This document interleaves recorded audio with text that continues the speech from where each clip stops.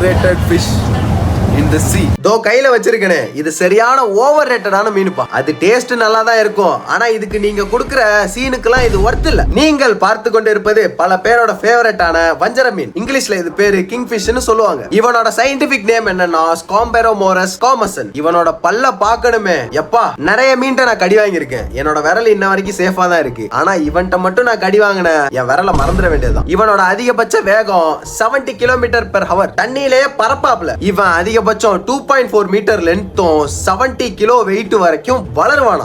என் பக்கத்துல இவனை நிக்க வச்சா என்ன விட ஹைட்டா இருப்பான் போலயே. சரி அதெல்லாம் இருக்கட்டும், நெக்ஸ்ட் வீடியோ எல்லாம் பார்க்கணும்ல, அப்படியே ஃபாலோ பண்ணிக்கோங்க. அப்புறம் ஸ்டார்டிங்ல நான் ஏன் இதுக்கு அவ்வளவு சீன்லாம் இல்லைன்னு சொன்னேன்னா, எனக்கு ஆக்சுவலி வஞ்சர மீன் பிடிக்கும். ஆனா ஒரு சம்பவத்துக்கு அப்புறம் இதுக்கால இவ்வளவு சீனு அப்படின்ற மாதிரி கடுப்பாயிருச்சு. என்ன கதைனா, ஒரு 7-8 வருஷத்துக்கு முன்னாடி என் ஃபேமிலியோட சென்னைக்கு வந்திருந்தேன். அப்படியே மெரினா பீச்சை பார்த்துட்டு லஞ்சுக்கு சாப்பிட அங்க இருக்கிற ஒரு ஃபேமஸான கடைக்கு போனோம். அங்க வஞ்சரம் மீன் வறுத்துக்கிட்டு இருந்தாங்க. சரி ஒரு பீஸ் என்ன ரேட்டுன்னு கேட்டா 200 ரூபாயாம். எது நல்லா பட்டையா என் உள்ளங்கை சைஸ் தான் இருக்கும், அது 200 ரூபாயாம். நான் சரியான ஷாக் ஆயிட்டேன். இதுல எங்க அப்பா ஃபிஷர்மேன் தான், அவரே ஷாக் ஆயிட்டாரு. அந்த 200 வச்சு எவ்வளவு மீன் வாங்கலாம் தெரியுமா? போங்கடா டே. ஆனா என்ன பொறுத்தவரை நீங்க வஞ்சர மீன் தான் என் ஃபேவரட் அப்படின்னு சொல்றீங்கன்னா, நீங்க இன்னும் நிறைய மீன் சாப்பிட்டது இல்ல அப்படின்னு தான் நான் சொல்லுவேன். சோ இப்போ நம்ம நண்பர்கள்லாம் என்ன பண்றீங்கன்னா, வஞ்சர மீனை விட மஜாவா டேஸ்ட் இருக்கிற மீன் பேரெல்லாம் கமெண்ட் பண்றீங்க. அதை எல்லாரும் பார்த்துட்டு போய் வாங்கி சாப்பிடட்டும். உண்மையை சொல்ல போனா எனக்கு வஞ்சரம் பிடிக்காது, ஏன்னா எனக்கு வஞ்சரம் பிடிச்சது.